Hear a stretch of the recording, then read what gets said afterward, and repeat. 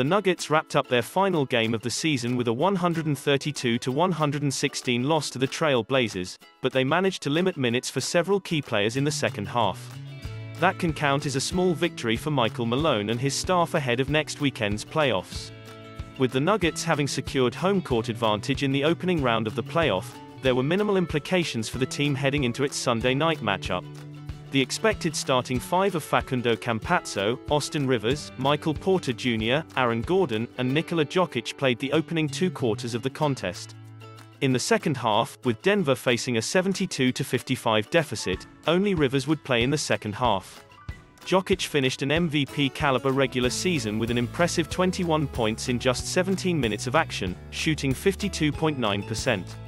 CJ McCollum led the Blazers with 24 points and 5 assists. The result means Denver will face Portland once again in the playoffs, this time in the opening round. The Nuggets and Trail Blazers clashed in a memorable 7-game series in the 2019 Western Conference semifinals, a matchup that heartbreakingly ended Denver's impressive run in those playoffs. With several players remaining from that team, including Jokić, Paul Millsap, and Monte Morris. Jamal Murray, out for the rest of this season with an ACL injury, and Michael Porter Jr., injury recovery, were also a part of that team. It is a series defeat that happened just 2 years ago, so one can bet this Nuggets team will be raring to go on the weekend of May 22nd. The Nuggets will now await news of when their opening matchup will take place, with the team expected to play on either May 22nd or 23rd.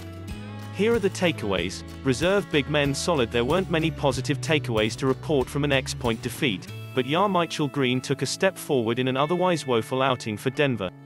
The reserve forward hit 3 of 4 from downtown en route to an 11-point night. This breaks a mini-slump for Green in May. The 30-year-old forward was averaging 6.9 points on 35.7% shooting, including 27.6% from 3. Green's ability to provide floor spacing and timely plays on defense could be a huge difference maker in the playoffs. Sunday's performance might provide a slight confidence boost for the veteran. Paul Millsap also had a solid night for Malone's team, posting 12 points and 2 assists in the loss. While it might not show on the stat sheet, the 36-year-old has been showing some dribble moves of late. He had a nice dime to Markus Howard late in the third quarter after driving the ball from half court. Finally, JaVale McGee brought the energy with a 9-point, 8-rebound, 2-block night. Markus continues rise. Markus Howard missed his first 2 shots. He would show why he is a player to watch in the future by remaining aggressive and finishing with a new career high of 23 points while shooting 50% from 3.